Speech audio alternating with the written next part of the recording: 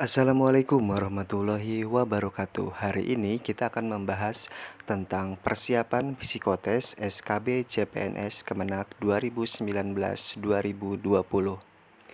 Psikotes adalah salah satu tes yang akan dilakukan untuk SKB CPNS Kemenak. Untuk teman-teman yang sudah masuk ke tahap SKB, dipastikan bahwa psikotes sudah pasti bisa mengerjakannya, karena soal-soal dalam psikotes ini akan mirip seperti tes intelijensia umum pada SKD waktu itu. Sekarang kita lihat apa saja yang harus dipersiapkan untuk tes psikotes pada SKB CPNS Kemenak, yaitu sebagai berikut. Ya, di sini ada 10 yang harus dipersiapkan untuk tes psikotes SKB Kemenak. Dari ke-10 poin ini rata-rata sudah ada atau sudah pernah pada SKD waktu itu. Sekarang kita bahas satu persatunya.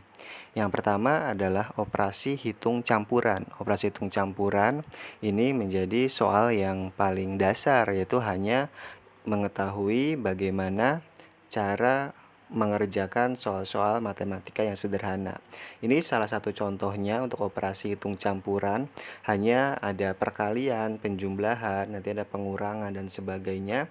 Di sini juga ada seperti pecahan, kemudian juga ada soal cerita, tapi di sini soal-soal matematikanya adalah matematika dasar yang pastinya sudah bisa dikerjakan buat teman-teman.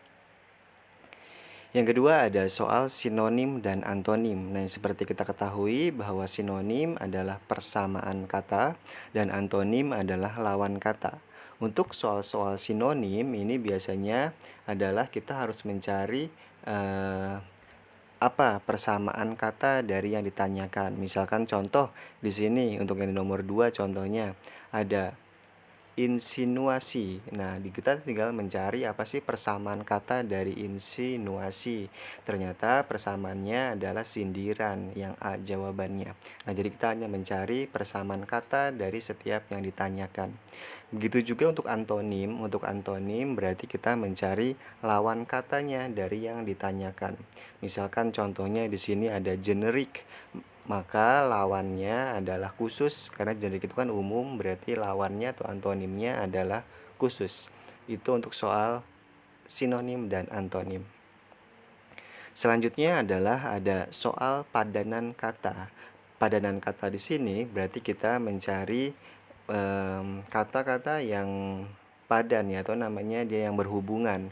Misalkan contohnya di sini ada burung terbang sama dengan ikan titik-titik. Berarti burung bisa terbang kalau ikan bisa berenang. Nah, berarti peran kata contoh soalnya seperti itu. Yang kelima adalah silogisme. Silogisme ini biasanya kita mencari kesimpulan dari beberapa kalimat yang sudah diketahui.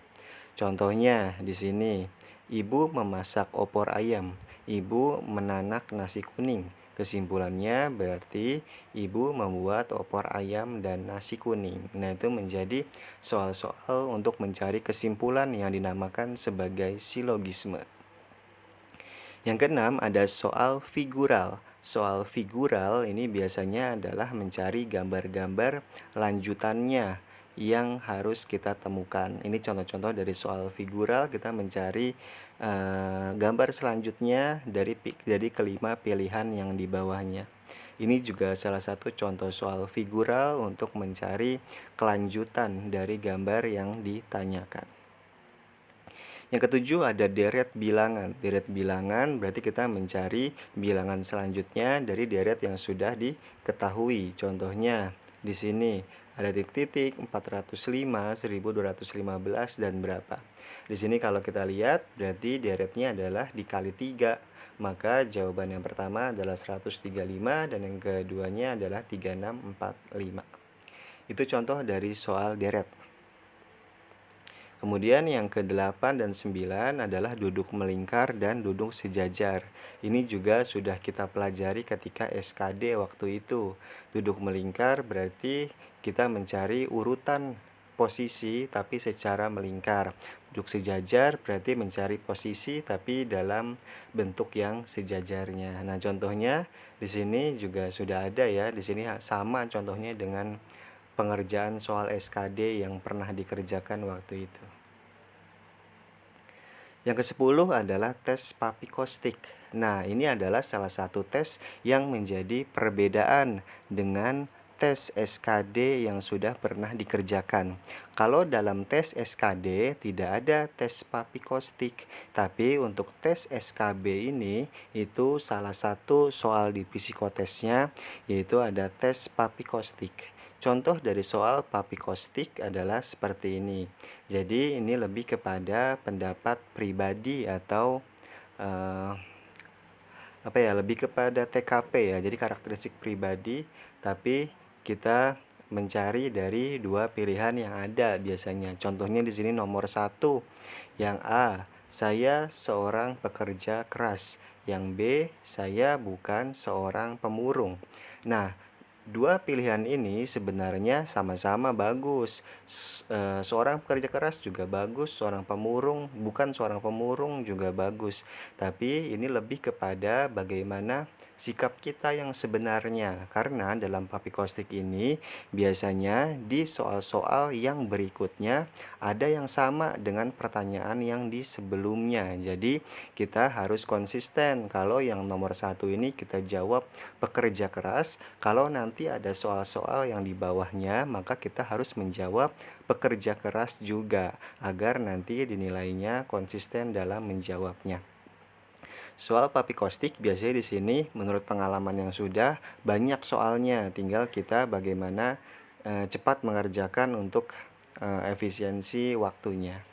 Nah, itu jadi ada 10 persiapan yang harus kita siapkan untuk tes psikotes SKB Kemenak 2020 yang akan segera kita jalani bersama.